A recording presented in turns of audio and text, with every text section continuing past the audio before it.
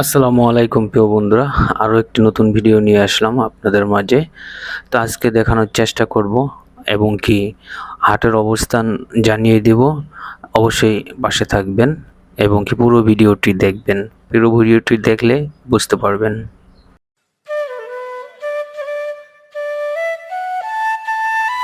এই হাটটি টাঙ্গাইল জেলার মির্জাপুর উপজেলা অবস্থিত। তো আজকের হাটে জানিয়ে দেব দাম দর কেমন। এরা দশের জোড়া কত?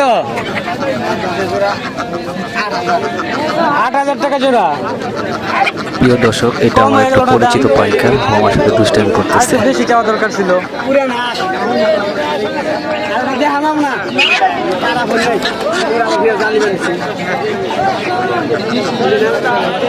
কত দাম চাইছেন এটা? 2200।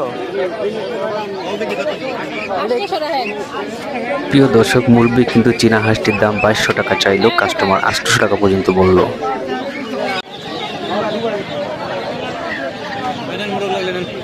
কত দাম চান ভাই? কত দাম চান? 750। বিক্রি দাম আপনি বলেন। আমি আপনার বেটার দাম কি দেবো? 700 টাকা না? এই হাটে হাঁস মুরগির পাশাপাশি কবুতর, খরগোশ, বাজরিগর পাখি, ময়না পাখি, টিয়া পাখি এবং কি বিভিন্ন ধরনের পশু পাখিও পাওয়া যায়।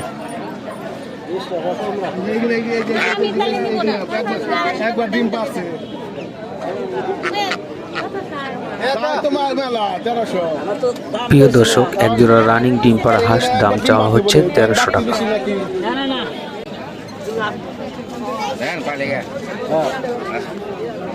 কত বলছেন? 900 টাকা না? একজোড়া দেশি মুরগি একদম বলা হচ্ছে 900 টাকা।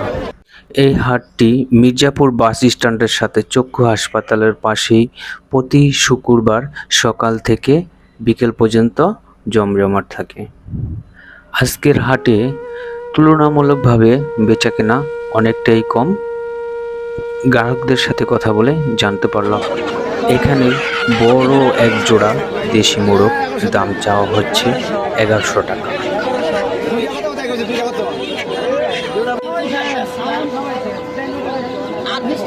এখানে বড় একটা দেশি হাঁস বিক্রি হচ্ছে 400 টাকা।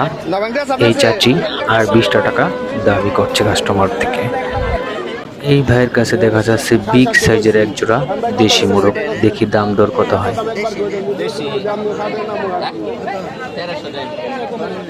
এই দেশি মুরগি জোড়াটা 1300 টাকা দাম চাওয়া হচ্ছে, সর্বোচ্চ 900 টাকা পর্যন্ত কাস্টমারে বলছে।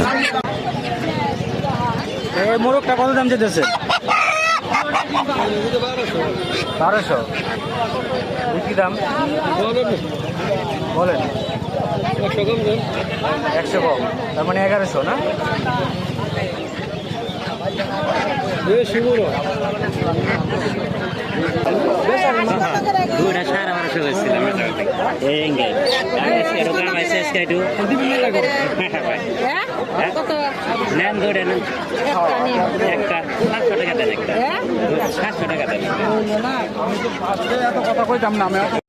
আজকে কাস্টমার অনেক কম। এখন বাজে দুপুর 12:30। অনেকেই বিক্রি করতে পারেনি কাস্টমারের অভাবে। এভাবেই বসে থাকতে দেখা গেছে হাঁস মুরগি নিয়ে অনেক মানুষজনকে। অনেককেই দেখা গেছে হাঁস মুরগি নিয়ে বাড়ি চলে যেতে। এই ছিল টাঙ্গাইল জেলার মির্জাপুর উপজেলার হাটের বিস্তারিত তথ্য। তো আজকের মতো এখানেই শেষ করছি। দেখা হবে নতুন কোনো ভিডিওতে। সবাই ভালো থাকবেন। আসসালামু আলাইকুম।